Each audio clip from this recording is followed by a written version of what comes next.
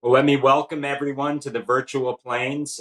Very excited for today's discussion around securing space and addressing the cyber risk.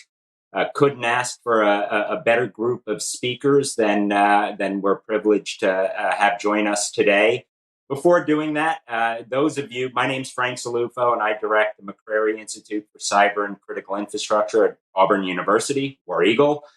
For those of us who follow our work, you know this is not a new theme for us. But what is new is we've collaborated with wonderful partners at the Cyber Solarium Commission 2.0 or CSC 2.0, as well as the Foundation for Defense of Democracies. We're also going to be releasing a paper, more on that soon and later. But at the outset, I did want to thank the amazing work by Sharon Kardash on my staff, Kelsey Shields on my staff, of course, my co-author, Mark Montgomery, who we'll be hearing from soon, and the amazing staff at FDD, led by the one and only Annie Fixler. So without further ado, I want to jump into the conversation. To kick us off, we're going to have Mike Rogers framing a number of the pressing issues facing our country right now. And as everyone, I think, viewing knows,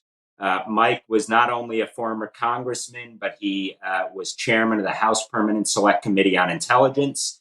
He is a true leader on national security issues. I think we first got to interact around the early Huawei discussions, and in the words of Mark Twain, whereas history may not repeat itself, it tends to rhyme. I think we have a lot of similar challenges we're grappling with today.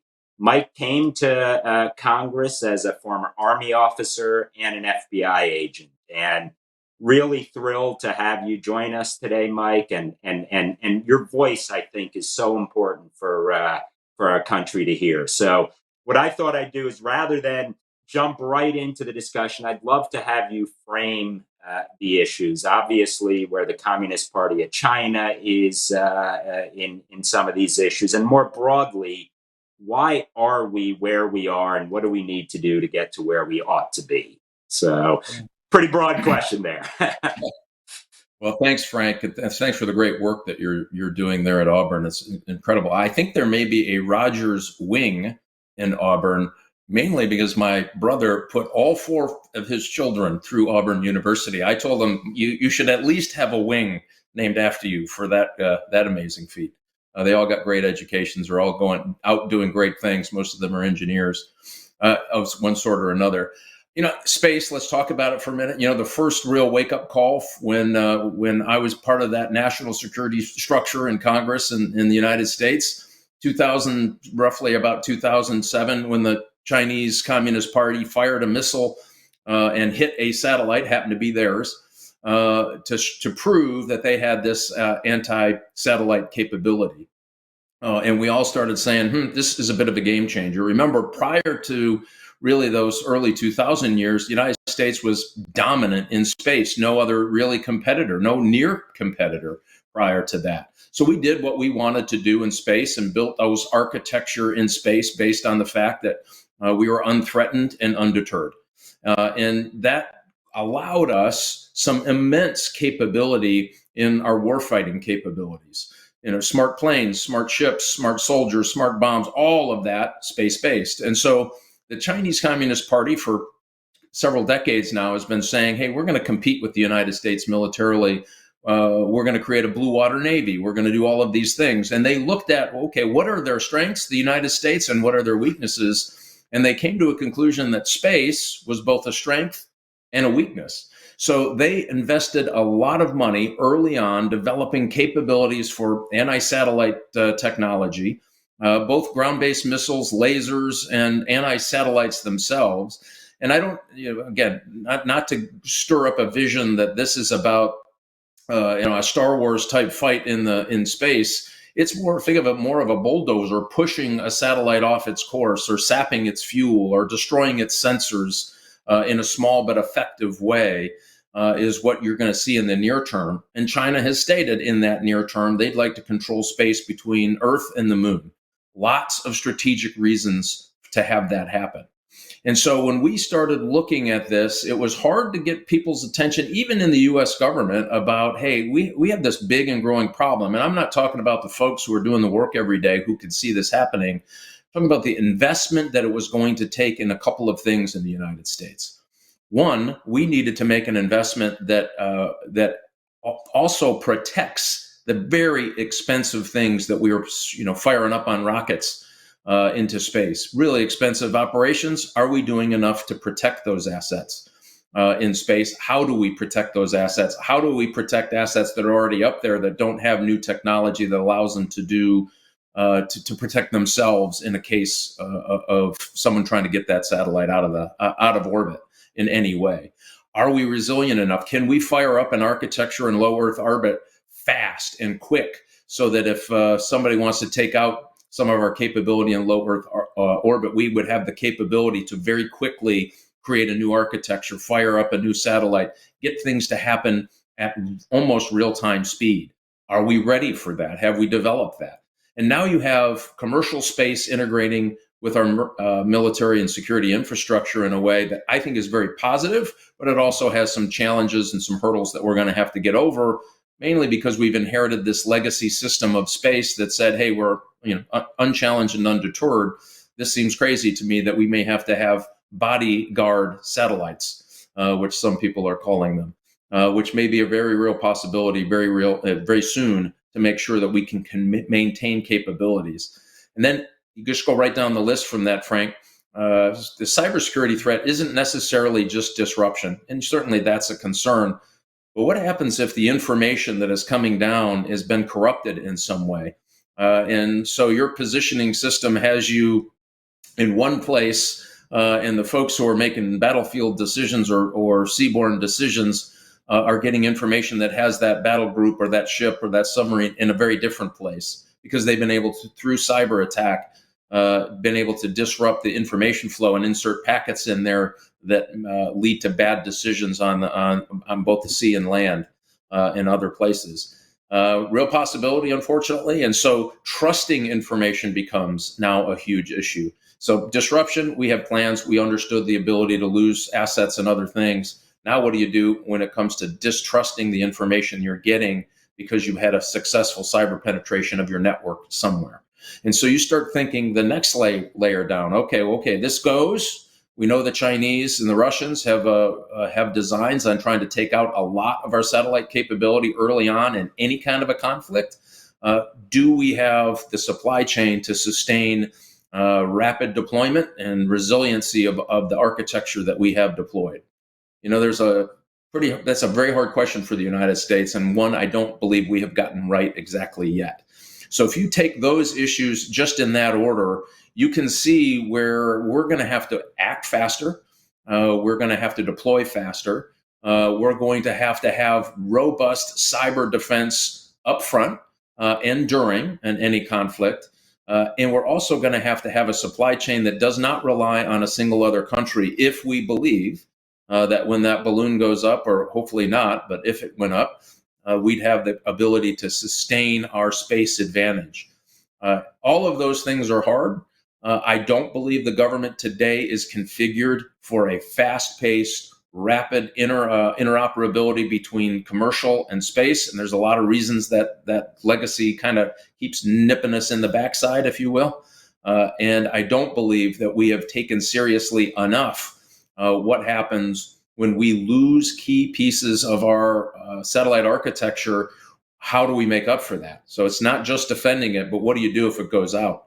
And so those are the kinds of things I think hopefully we'll get a chance to talk about today. I'm not saying it's over and we haven't done things and the U.S. government hasn't done things. They have. China moves at a very different pace. When they show up, the whole family's there, right? In the U.S., we don't quite do that, right? So when they show up, they have the diplomacy arm, the economic arm, the military arm, the intelligence arms, all shows up with them, hand in hand. They skip down the street together.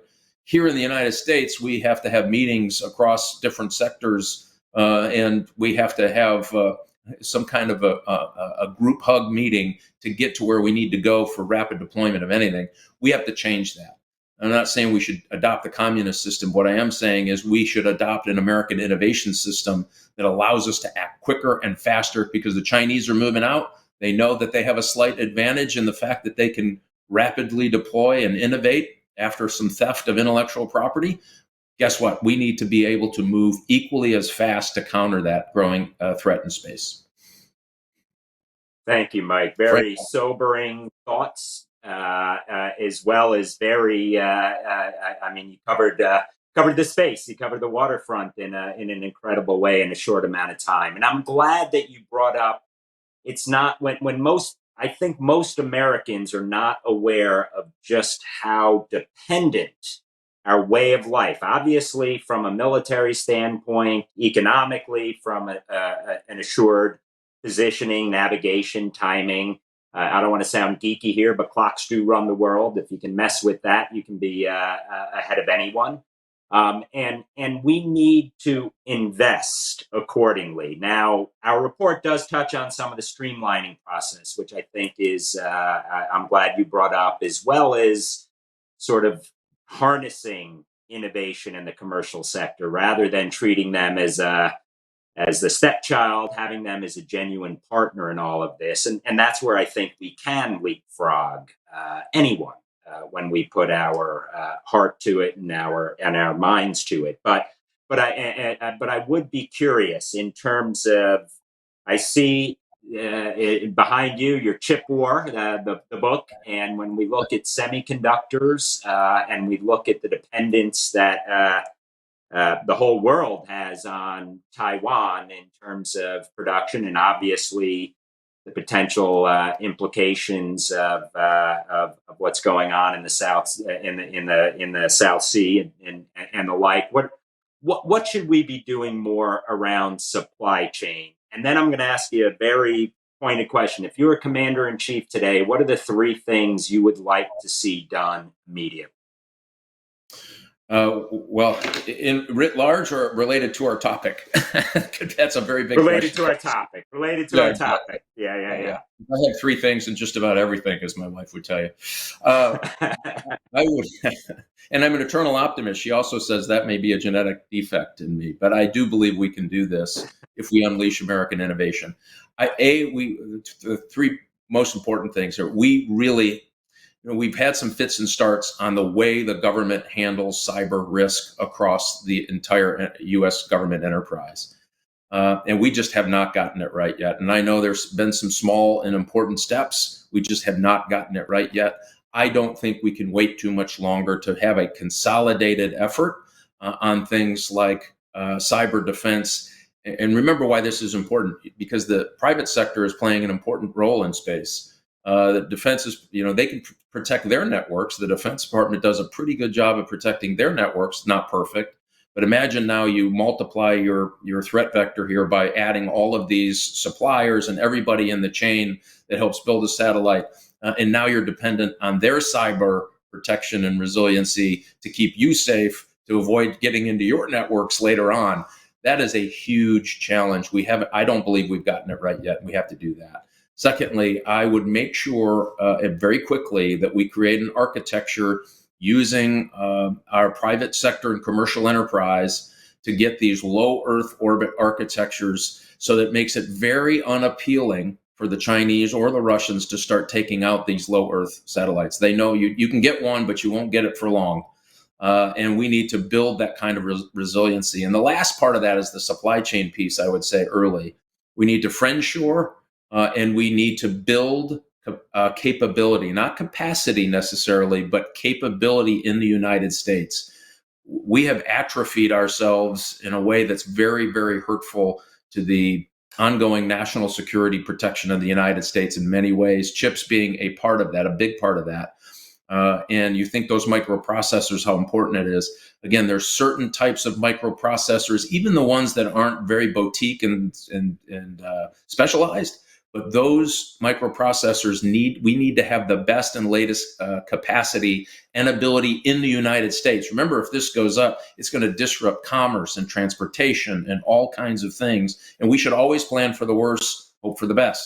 And matter of fact, work for the best, not hope for the best. And so in that process, we need to make sure that we have that capacity. And again, we don't have a cyber workforce that's going to meet the demand today. And I argue we need to change that as a part of this. So it's a very complicated, layered effort that we have to go through. And I believe we can do all at once. The U.S. government has done amazing things when we have a threat on the horizon. I can't think of a bigger strategic threat to the economic and national security prosperity of the United States than what China faces to us today. And they're telling us that. We probably ought to listen to them. Mike, thank you for your sobering comments. Keep working for the best, as you said. Keep fighting the good fight. And I'd be remiss if I didn't mention Auburn is represented by the great Mike Rogers of Alabama as well. And on my board is Admiral Mike Rogers. So we've got a lot of Rogerses. You can't have enough Mike Rogers, Frank. You can't have enough Mike Rogers in national security, I think. Well, our next event is going to be Mike Rogers cubed. So it's going to be the three of you talking, since all three are incredibly informed. So thank you, Mike, and keep fighting the good fight. We're going to go into a little more depth of discussion, unpacking some of Mike's excellent preview here. And we'll start with Sue Gordon, who I will very quickly introduce.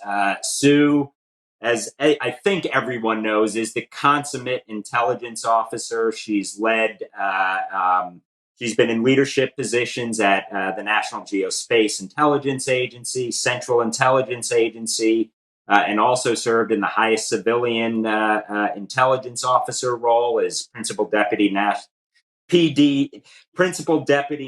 Intelligence Director. So it's almost like NPPD at CIS, what is now CISA.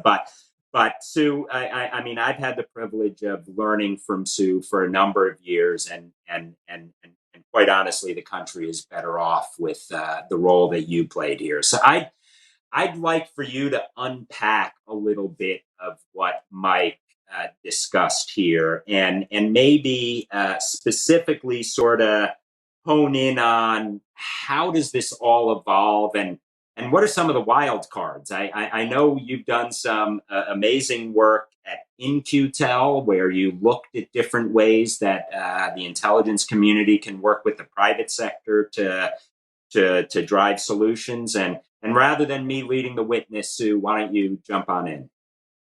Well, thanks, Frank, for having me. Clearly, I need to pay you more so I don't have to follow Chairman Rogers next time. Let's see if I can give a little context. I loved that Mike talked about advantage. It actually is my favorite way to think about national security, because it forces you into a temporal context. And if you take this concept of advantage and play it through the history of space, that neatly enough is my personal history, so I've seen it all. You kind of go early on, you have the United States and Russia, nation states, using space for national security advantage.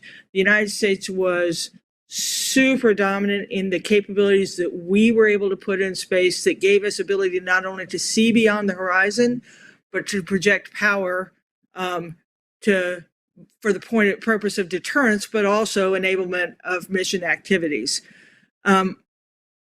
It was one or two of us for almost the whole of the history we're talking about, until really in the late 90s, when you start seeing China, Japan, others coming on the scene, but they were not big actors. So it was two countries playing out the game of advantage, and I think it was disproportionately on the American side. Simultaneously, you see the bleed through of technology, and you see the rise of commercial space. And you start with Landsat, and you go through what we have now, and now you start thinking about societal advantage and space as an infrastructure that allows human activity in really interesting ways to see the Earth, from Earth observation to communication at speed, to communication at reach, to now being able to use it for change detection in really interesting ways. So nation state actors, few to many, commercial, narrow mission to now dominant mission. And if you look at just Ukraine, you can now see that the benefit and the advantage of commercial and national systems are very clear. The effect of that is that anything that provides advantage becomes of interest to adversaries and competitors, right? So the threat surface is now not just national systems, but the aggregate of systems. And it was proven in front of the whole world over the last year. So what does that mean? That means now that the threat surface extends to the private sector. We need to find a way to ensure that that will be protected, but you protect that differently. And neatly enough, you can't insert the government so strongly that you slow down what our industry does, because in fact, that engine is part of advantage. Being technological leaders is part of advantage. So I think what's interesting about this moment is it's a very busy space. Its benefit has been recognized. Technology advantage has been really diminished. Everyone has access to roughly the same technology. The control of it extends beyond governmental control. And so the security of it, which is disproportionately important to free and open societies, has to be shared between the private sector and the US. And so how do we get awareness and investment in security without retarding the innovation engine that has served us so well and well over the course of time? So I think it's just a really interesting moment to think about how you do that effectively. And we could talk about the intersection of space and cyber. They're very similar arcs of advantageous and adversarial use of that space. But I just think in understanding this moment of what's playing out is actually the key to understanding all the pieces that we need to address. Thank you, Sue. And going back to one of your old leadership roles, do we need a Bill Donovan for where we are in this? So I think you in many ways brought that, and Donovan was able to work with industry in a less bureaucratic kind of way. And maybe we'll table that, but I want you to jump into that because I kind of feel like we do need that equivalent for this domain. But do you want to jump on that quickly? I'll be brief, and then we'll come back to it. This is a leadership moment. This is a time in aggregate of strategic uncertainty, right? Where just growth without constraint is not going to do it. You have to have a vision of the outcome you want to have happen. But here's the rub. This is not a moment of simplistic outcome. This is not a moment where the outcome is holding and protecting what we have, because that won't ensure that we have something worth protecting. So you do need, this is a leadership moment.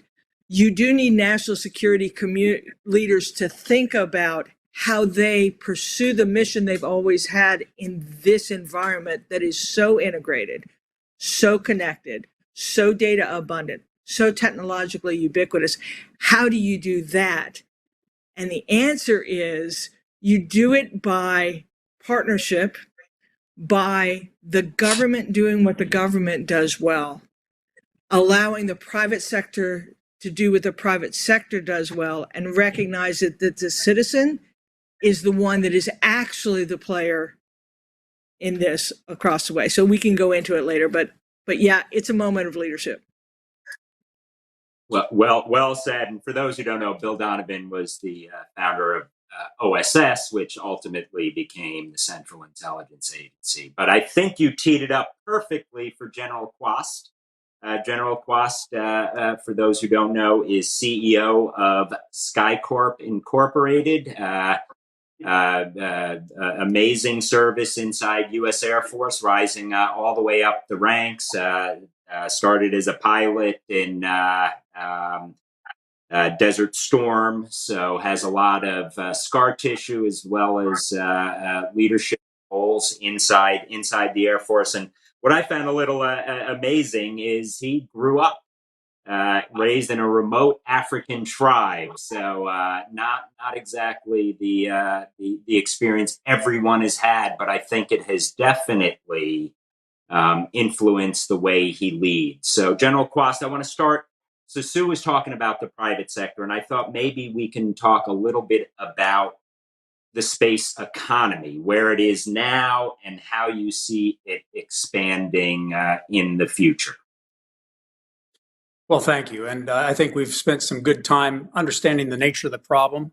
What I would kind of state as the beginning of this is that we have historical examples where we have done the same thing, because space is not new with regard to the fact that it's interesting. It hasn't ever been done before the way we need to do it.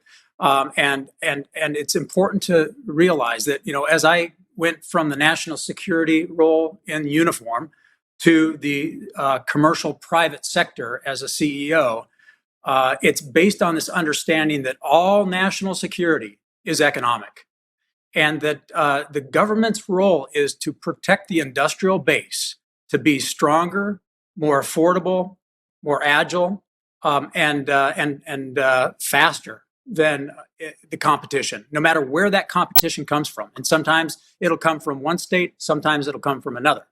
So ultimately, this is about stoking the fires, as Sue and Mike both said, of the industrial base, the commercial sector, the private sector, and allow the government to put its thumb on the scale in just enough way to help. And the two examples I'll cite is when we were deciding whether we should have a Navy or not. And our founding fathers wrote in the Federalist Papers for years arguing that point. We decided that we needed one because of the commerce of the open oceans and the need to be able to protect our economy. When airplanes were invented, the open skies economy of transportation and logistics transformed the world. And what did the government do in both of those situations? They stoked the shipbuilding industry and the fueling stations in the Pacific and the Atlantic, and the navigation and all the technologies that are in the layered approach to dominating the open oceans for the commerce and the benefit of all countries, to include America, because it lifted all boats, no pun intended. When the airplane was invented, look at what the American Congress did to stoke the aviation and the aircraft building industry. So many examples, the Boeing 707, all of these examples. And both of those were just like space, where there are multiple technologies that were groundbreaking. So in space, we have, things such as artificial intelligence, and we have things like quantum, and we have things like laser communications, and all of these nuanced technologies. The journey ahead can be simplified by the government partnering, as has been said, with private companies and industry to stoke the industrial base. And our young engineers and scientists will just knock the ball out of the park with all of these inventions that bypass the architecture we have. Because the architecture we have right now was never built or designed to be fast, to be affordable, or to be resilient. I mean, think about that. It was never designed to be fast, to be resilient, and to be affordable. It's just like the internet was never designed to be secure. It was designed to be open so everybody could benefit. And then evil people started using it for bad things. The same is true with space. We can't try to double down on the current architecture and make something secure, fast, and affordable that was never designed to be secure, fast, and affordable. We need to let the industrial base bring us those clever solutions that only business people will think of. Only these young engineers and coders, hardware, software, logisticians, rocket scientists, they're the ones that can bring the capabilities faster, cheaper, and more resilient to the government, to include rapid access to space. So you can have a fulfillment center somewhere where if you need a new satellite to develop a capability, it's in orbit within an hour and not months or years, which is the current battle rhythm or pace of space. So I'll stop there, but the economic foundation is key, because without a strong economy, no competition can be successful with any other country. Because wars, the American way of thinking about war is this decisive battle. and we win and we go back home. That is not consistent with human nature. It is not consistent with history.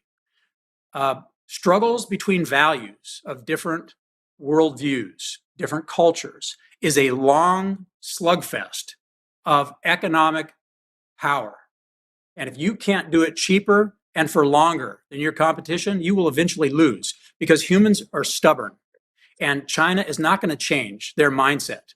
And America should not change its mindset, where we value every human being, no matter where they were born, what they believe, as long as they respect other human beings. This is the game changer in the history of mankind that starts with our Constitution. And that's what space is fighting for. Space is the saving grace for American culture. And it grows the economic pie as we watch a global slowdown with 8 billion people. This grows the pie so that industrial base in space can bring unlimited information, unlimited energy, and unlimited resources to people on Earth and people in space working. That's the promise that we're talking about. And it's that simple. Don't overreach, government. Put your thumb on the scale like you did with the Panama Canal, with shipbuilding industry, with the aviation industry. That is the key. Hey, General, you dropped a whole lot of knowledge there, and one question and how you ended. I do want to pick up that discussion with others as well. Technology changes, human nature remains consistent, and the reality is when we look at these issues, it's dangerous to look at them so narrowly that we don't appreciate the bigger struggle. And that's honestly democratic regimes versus autocratic regimes. And I really do hope we can pick up on that discussion. But when you started, an Air Force officer was espousing the greatness of Navy, which is and shipping, which is a perfect segue to our next speaker, Rear Admiral Mark Montgomery, retired. Mark and I have known each other way too long. Worked in cyber before it was cool, and he not only directs CSC 2.0, he also directs the CTI at the Foundation for Defense of Democracies, and bottom line was did yeoman's work as executive director for the Cyber Solarium Commission.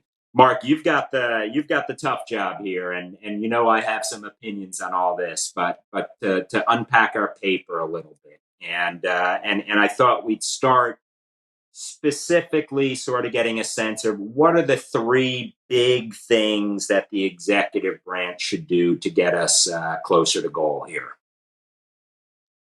Hey, well, thanks, Frank. It's great to be with you and my friends Sue and Steve Kwast. Now, I will say, Killer Kwast, I've never heard. I always rely on him for a strong espousal of why we're at heart a maritime nation. But look, on our report, I think the first thing I ought to say is the key finding that Sharon, you, and I had, which is that we needed to strengthen the space systems, name it a U.S. national critical infrastructure, and in doing so, we would close the current gaps, both and signal both at home and abroad that the United States is committed to the resilience and security of space systems.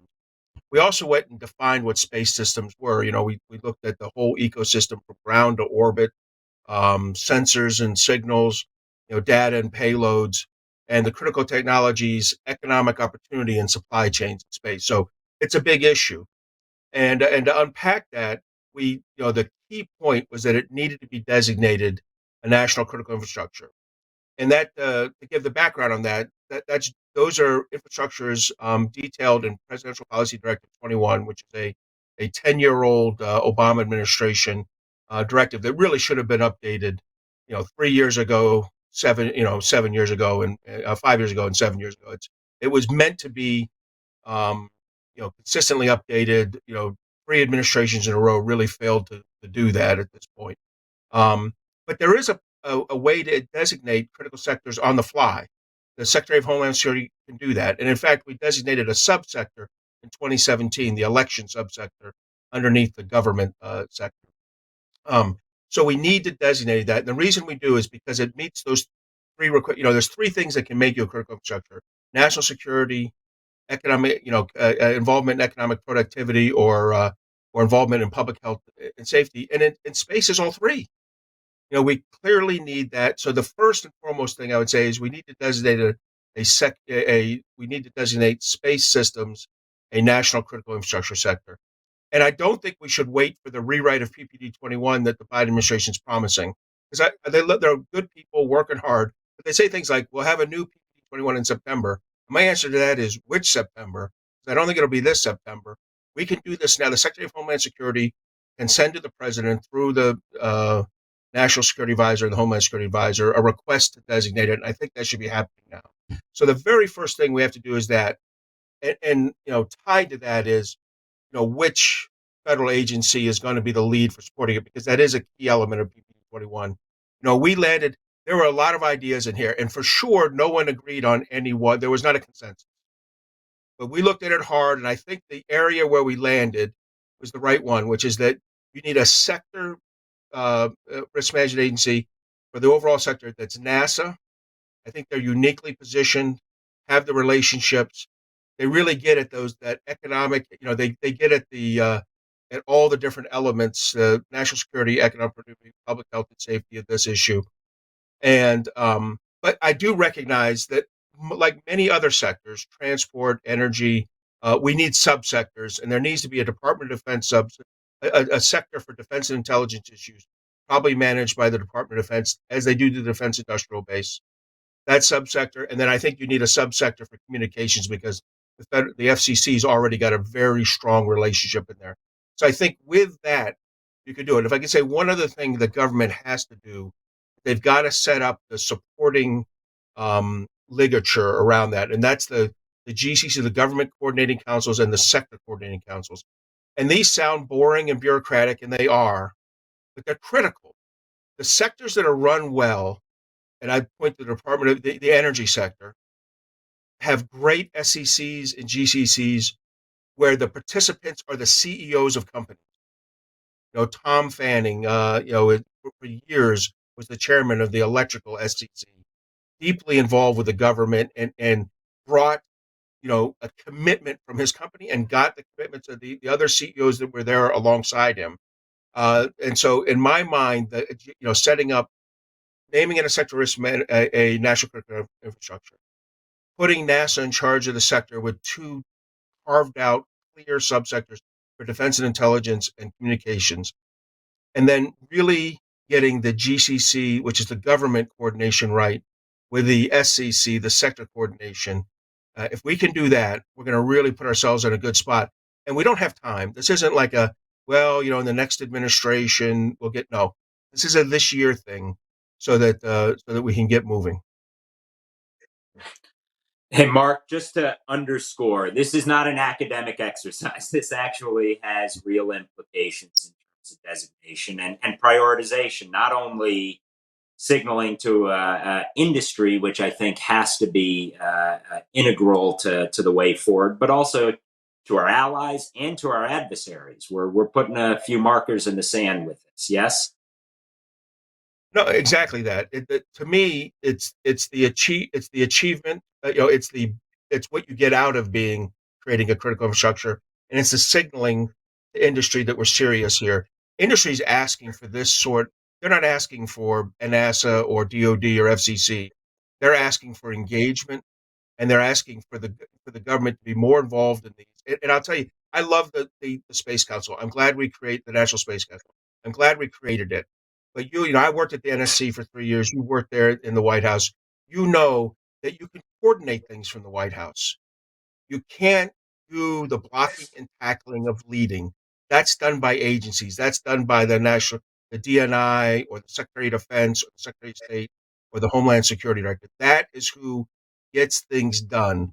The White House is, in theory, an agile, streamlined organization to coordinate. I had to choke a little bit of that down as I said it, but it's an agile, streamlined organization to get the president's intent transmitted to those federal agencies. And the Space Council sitting at the White House like that can communicate that. It can't lead it. The leading's got to come from your sector risk management agency, and as I said, the GCCs, SCCs. And look, and NASA, they can do this. There's some things we're going to have to do. We'll talk about that, but to me, that is the critical role. Thank you, Mark. And I want to pull Sue and Steve in on this discussion, and then I want to pull the thread on Steve's points versus autocratic, democratic, because I know that that's something Mike Rogers has been very eloquent on. But before we go to that set of questions, when I came into this study, I immediately thought of the Title 10 and Title 50 equities, and I thought this had to be DOD. And the reality is we got great input from some of the top subject matter experts, and I want to thank them in terms of the folks we interviewed across the board on some of these issues. But where I ended up was, yes, the Title 10, Title 50 national security mission is critical. The Department of Defense still must and should play a key role in all that, but space is much broader than simply those equities. I mean, Sue, Steve, we'll start with you, Sue. I'd be curious what your thoughts are on that, because I ended up in a very different place. I normally know what I want to write before we jump into something, but in this case, I pivoted. So I'd be curious. We all pivoted, and when I say that, all of our authors. So, Sue, Steve, what would you think on this? So I'll jump first, and then Steve, you fix it and make it better. Let's see. In 2023, national security includes economic security, right? It includes the systems we're producing, the commercial systems, how you protect, how you assure, how you create advantage is not the same as it was in 1947 or 1963 or 1996 or any of those years. How you assure national security now must go through economic security, must involve participation with the commercial sector, cannot be controlled in the way you control purely governmental assets. And so I think you're right that we have benefited from defense and intel leadership over all these years, but they have a particular view of how you maintain advantage. We need to include what commerce is doing, what transportation is doing, what NASA is doing, how we protect the companies and the advantage. So I think you're right that it cannot be just left to the department or the national security community as narrowly defined in order to ensure that we have advantage in this space. So I think your instinct to try and come up with a way to do that is good. I think you've done that by this consortia approach, which everyone will worry about because that isn't the strong suit of the government. What I would hope is that this consortium recognizes the imperative and then does a little bit what the SEC did back in the 30s, which says we're going to set the imperatives and the standards, but we are going to allow the private sector to input how we achieve that. And so you'll get this benefit of the government setting the framework and the standard and the private sector saying, okay, here's how we can meet that. So I think you're on the right track, but it's going to have to go beyond just a governmental solution. It's going to have to include them. Well said, and yes, we've been long on nouns, short on verbs on a lot of these issues, and if we don't pull the private sector in, not only a seat at the table, but a front row seat at the table, hand in glove, I don't think we get that far. General, I'd be curious what your thoughts are on all this. Yeah, for me, this really starts with a recognition by the executive branch and the legislative branch that we are in an economic competition with other great powers that want their values to be the dominant predicate for the economic global enterprise. And so it's not yet. We all of us on this panel have lived through leading change. This disruptive reality that new things threaten old, models of business and governance, regulatory, statutory. And so things need to change, and nobody likes change. So for me, the three things we all need to focus on if we want to do this is one, the recognition that we've got a competition on our hands that could threaten our ability to protect our society, our economy, and our government. And the second is the leadership. When you look at historical examples where we had to insert capability that was going to be disruptive to a certain component of our government or our economy, you needed to pick leaders that know how to lead change in large bureaucracies. You need to have the money protected by the top level of the executive and legislative branches, so it doesn't get swiped away by an appropriations act at the last minute. And you need the person to be protected, the leader to be protected. When we were trying to usher in the triad to combat the fact that Russia had built a nuclear bomb and was building rockets to launch those in intercontinental ballistic missiles. General Schriever was put in charge of building those rockets for America, and the first 13 rockets blew up. And the only reason that money didn't get stolen from him after the second rocket blew up was because he played golf with President Eisenhower. Okay, now we don't need to play golf with the president, but we need that recognition. And Congress, he had allies in Congress.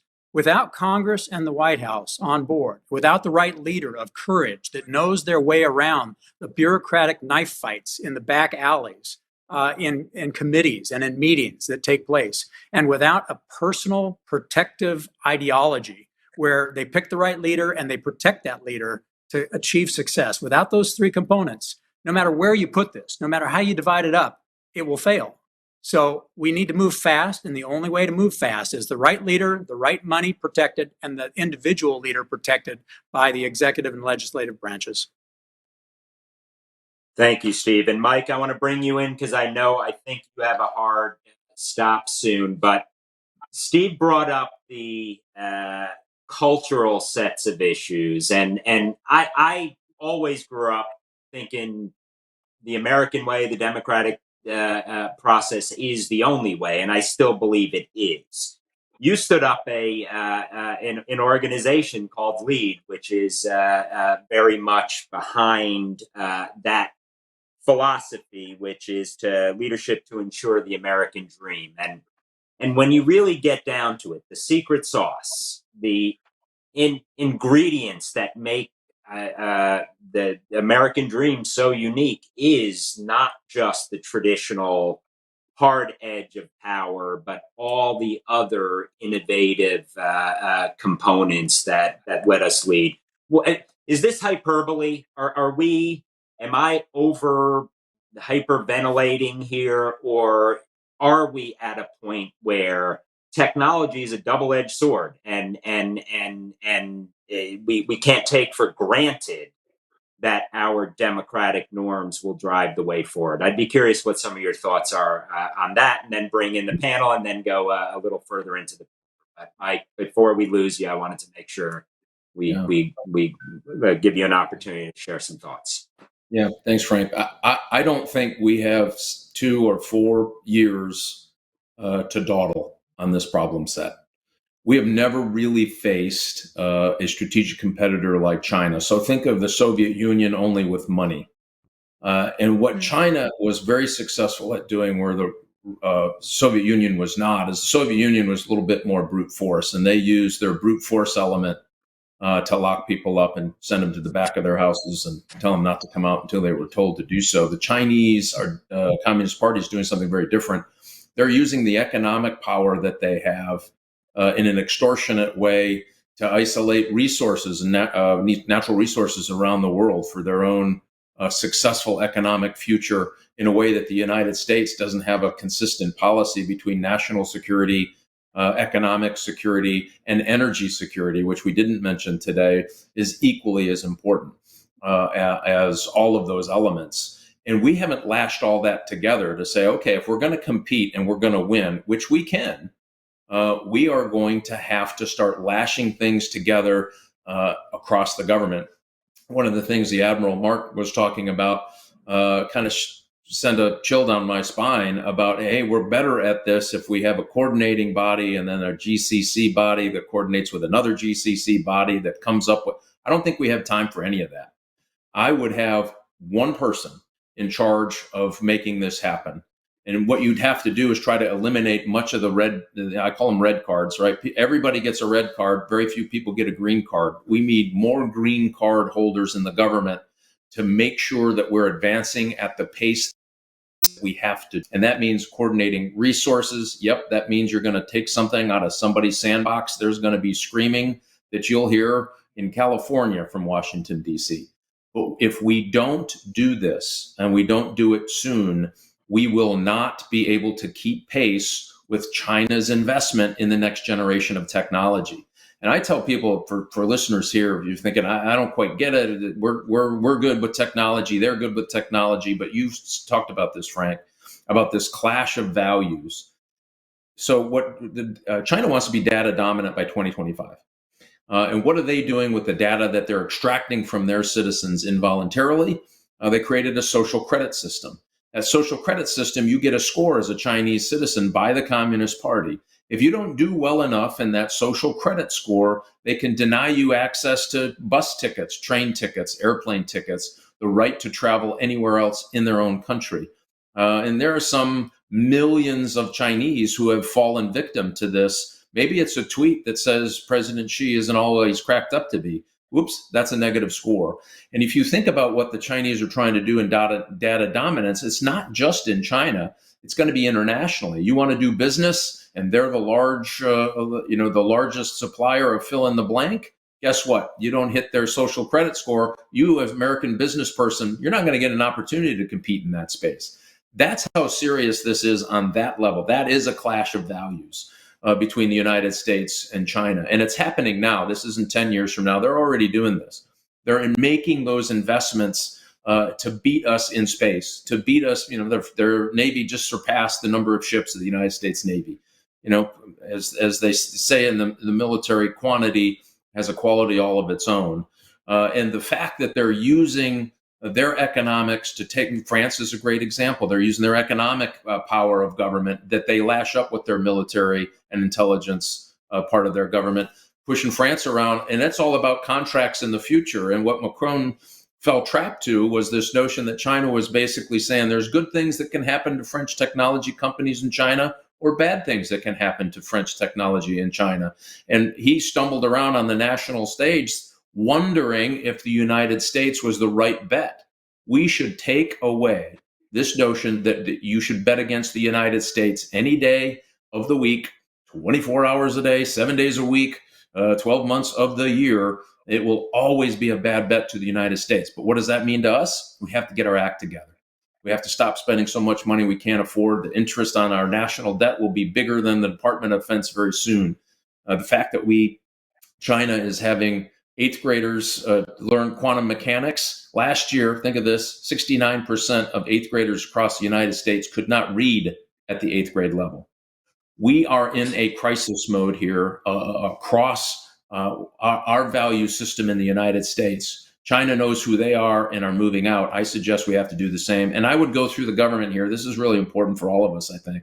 If you really ask the Admiral, do you want all these coordinating bodies and this group who has to do this group? If you have to have 5 meetings to get a decision, we lose. We need to streamline government, as you said, Frank, early on in this OSS model. Congress needs to say, here's what we need to happen. They can do that in conjunction with folks who are a lot smarter in the defense and intelligence business and have them guide that decision. Tell them that's what we need, give them the resources and say, come back in 6 months and 12 months and tell us how you're doing, how we're going to compete with China. This notion that we got to spread it around and have, the battle of the inboxes is really costing us in a way it's hard to visualize to the rest of the world. If you're in that system and you talk to these folks who are doing it, they're pulling their hair out. Let's let them, get back to stop pulling their hair out and start doing really creative, innovative things. And it happens in space and cyber and in our Air Force. We need to have decision makers in a vertical. getting these things done. And then maybe, after we win this technological battle, if they want to go back to the battle of the inboxes, which is a very American trait, let them have at it.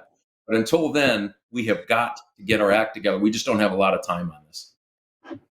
Hey, Frank, Mike, thank you for your leadership here. Sue, I'm going to let you, Mark, because in fairness, I think what Mark was proposing is actually streamline. It's taking the spaghetti chart and streamlining the process. But one thing I just wanted to mention, and this is the highest, I wish we wrote this report, but the Australian Strategic Policy Institute did a study recently that looked at 44 key areas of technology. 37 of those, China is leading the United States. So that's the first empirically based study I have seen, and all in the areas we're discussing right now. So it's not leading in basket weaving, it's leading in key technology areas that we cannot afford to be left behind. But Mark, I'm going to let you jump into that quickly because I know that there's more there. And then Sue, I want to get your thoughts on this as well. So Mark, jump on in, please. Real quick, I will say also on that study, the 7 we're leading in are 7 good ones. Don't short sell it, but it's embarrassing that we've really fallen down. So I may not have made it clear. Our goal is to put one agency in charge. And it happens to be NASA. What we are trying to do with the Sector Coordinating Council, I probably didn't explain right. That's actually the private sector. And what's different, and I think what's different than Schriever experienced back in the 1950s or Rickover experienced in the 1950s and 60s, where you could have the government lead it, was the government owned all the tools of research and development. Nowadays, I think the private sector is actually in a much better position to provide the guidance to provide advice and counsel. So the one thing where I would say, before I had a strong leader move out, the group he needs to talk to or she needs to talk to is that Sector Coordinating Council. And that's where, and we've seen that, like I said, in energy with someone like Tom Fanning, because what happens after he provides his advice is he then helps implement it within the industry. And even when it's not exactly what he might have wanted or the sector might have wanted, they do a pretty good job of that. And I just think that is the one area where the government probably during the Cold War didn't need to consult as much with industry. But in the competition we're in with China, some of our frontline fighters, soldiers, so to speak, are in the private sector. So I think that's where we got to get it. And right now, they don't have a place without us putting NASA in charge and saying you're it. We don't have the government does a pretty good job, and I agree with this, of setting up 50 different places to go to. And after a while, you just have a completely diluted leadership process. And so that's our goal is one, throat to choke, to Senator King, our Solarium Commission leader used to say, and then strong input from the private sector into that decision-making process. I'm glad you brought that up, Mark, because that is, I think, the differentiator is the private sector role in all of this. And this would be a CEO-led. So not to go back to World War II analogies, but one of my heroes was Vannevar Bush, who sort of brought industry, and it grew into the defense industrial base, but it initially started with ways that government could really lean on the best thinkers and minds and resources that the country had. And the truth is we need the same. But Sue, I know we've had some discussions around this. Anything you want to weigh in on here? Yeah. Mike, I'm just like you. I always have 3 things. So I'll say 3 things on this topic. I think one of the areas where the government does need to get involved in ways that it hasn't and that we've been loath to do is I think we need to get involved in the standards bodies. We have been philosophically loath to do that because we so wanted the industry to drive what those are. But as we're moving into an area where you have more platform technologies than absolute technologies, our adversaries and competitors are controlling those standards bodies, and as you set the standards, you do some. So I think standard setting is in international bodies is something the government might need to look at. The second thing is I think we need to look at our whole ecosystem that is involved in technological superiority. So that's everything from investment in research to students in schools, to foundational education, to the labs, to the company, just to make sure that it is all tuned and not fighting against each other with different rules and different imperatives. And you see this when it comes to students and what are we doing with immigration. You can't exclude foreign students from the United States because that would be antithetical to the advantage that we have had historically. We want to attract the best talent. You can't then simultaneously drive them out of the country as soon as that they have a degree. So we need to tune the ecosystem for technological advantage. And then I think the third thing that I'll end on is you heard me mention that this is a time where every technology is available to everyone. What that means is that the person that can put it to clever use fastest is the one that wins. And one of the things that's going on right now is we don't have a technology problem. We have a use problem. We just aren't driving it into use as much as we need to. And whether that is the Defense Department figuring out a way to use this really incredibly emergent commercial space market, or whether that are some of these really new technologies getting deployed into the field to transform how we engage. I think focusing not just on the technologies, but getting them into use will be an important part of the advantage. And then I lied, I have a fourth. And I think we'll get to cyber at some point, but I will say that cyber attacks are really an assault on trust, right? And erosion of trust disproportionately hurts free and open societies. And so as you have space be the great enabler for the way society and security moves, making sure that that is protected against those who would erode our ability to trust it is an important part of, this discussion we've been having about systems success, not just individual performance success. Sue, thank you. And I'm really glad you brought up how application of technology. I mean, even in the warfighting domain, if you go back in history, it's the application and the use of technology that changed the game, not so much what was invented. It was how it was applied. And you can go all the way back to Attila, the Hun, and how he was able to use different means, technologies to achieve his objectives. So I'm really glad you brought that up because that often gets lost in the discussion. And I think that's part of the secret sauce. That's in the DNA of the United States, where we do better than the rest of the world because we're not trying to necessarily control the outcome. And I don't mean to be too blunt on that, but that is an area that I think if we harness right, we can reap big rewards. And it's when you look at space, it's very much like cyber. It is its own domain, whether it's warfighting or economic or you name it. It's its own domain, but it transcends all the others. In cyber, it transcends air, land, sea, space.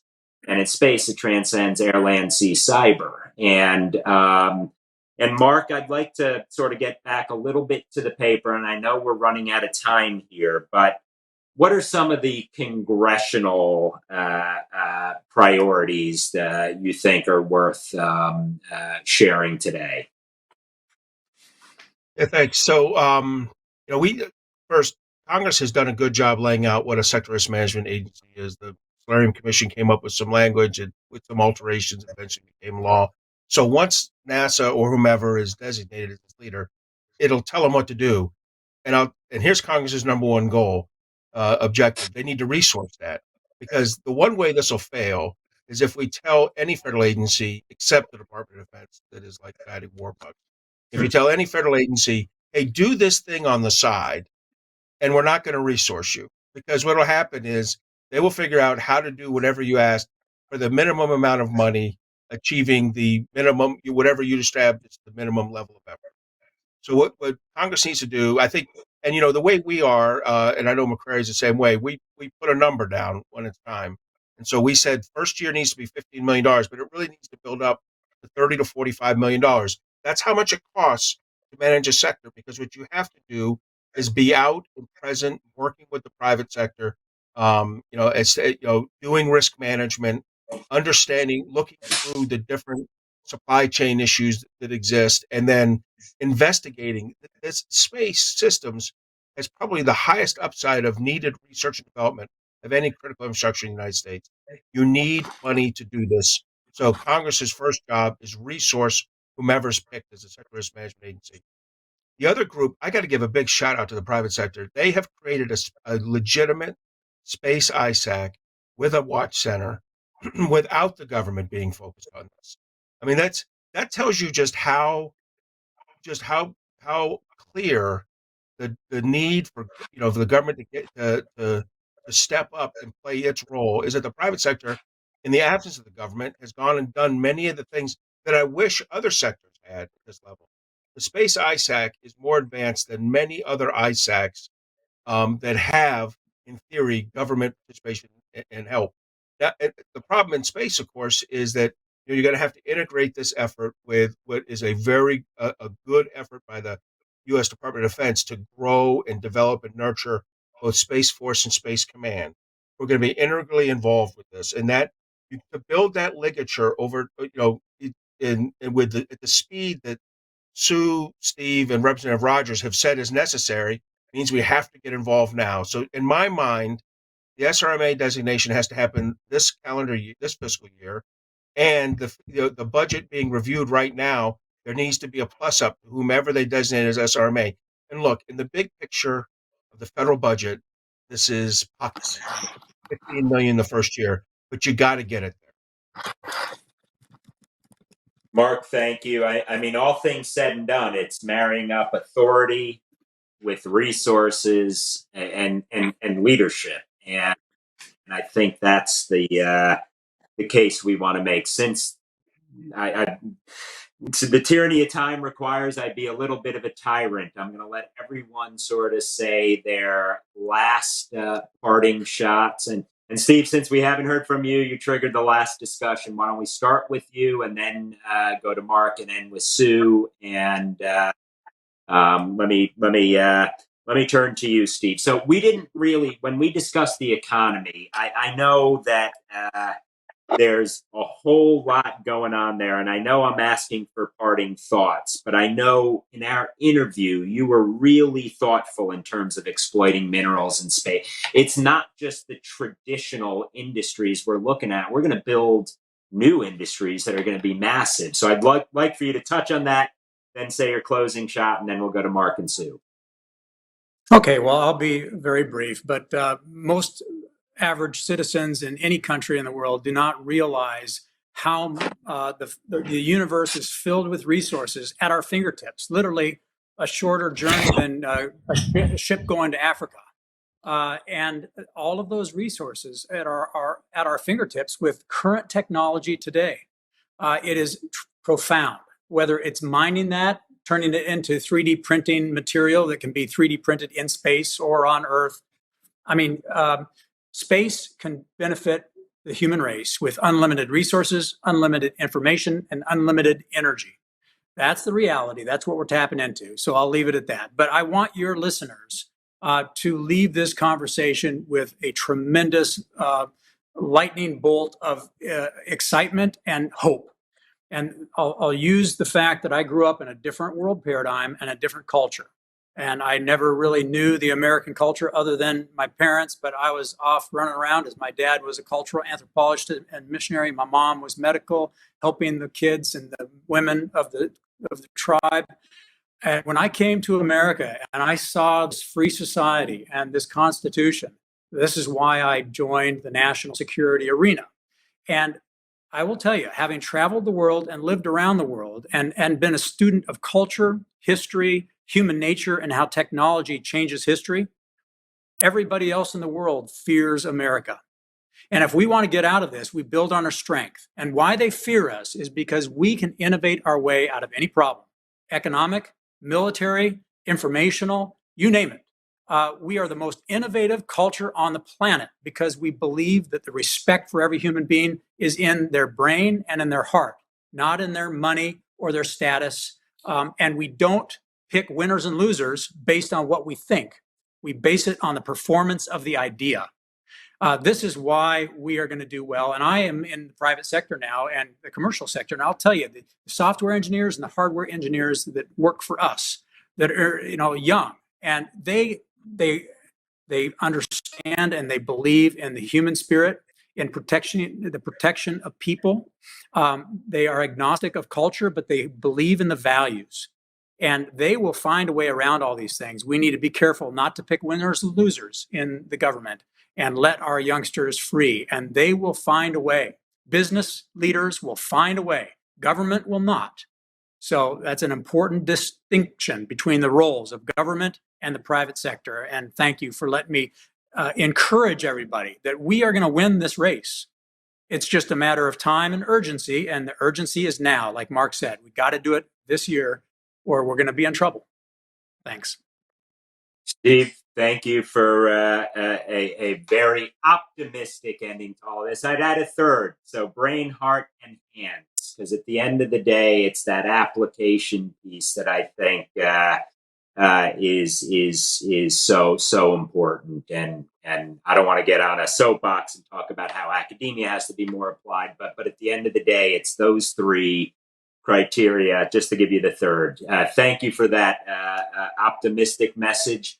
Mark, anything on the paper, and I'll, when we close, make sure to let people know where to access the paper. But any parting thoughts here? We argued for leadership authorities and resources. We felt protected space system is going to require good public-private partnership, a real one, because of the role the private sector is already playing, and that the appropriate sector risk management agency is going to have a demanding task, but NASA can do this. And I would just go back to, you alluded to something like this.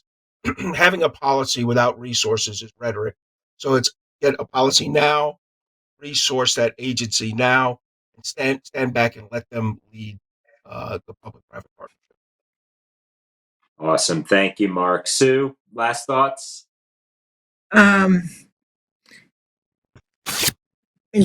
All threats and opportunities are going to go to and through space. That means it's worth advancing and assuring.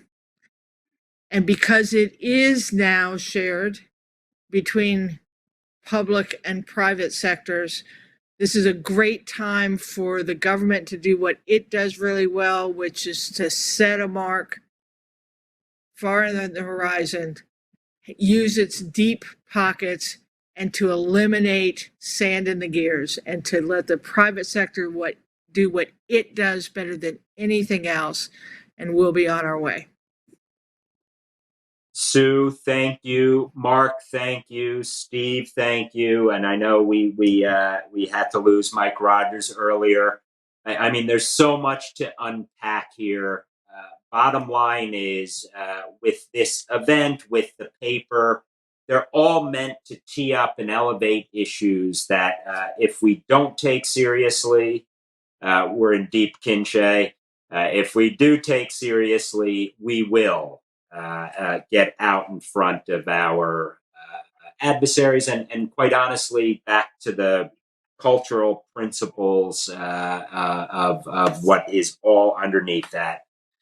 Thank you for all those listening in. We had big numbers. Thank you for those tuning in on C-SPAN. And for those that are interested in the paper, it can be downloaded at the CSC 2.0 site, at FDD's website, as well as the McCrary Institute's website. So thank you.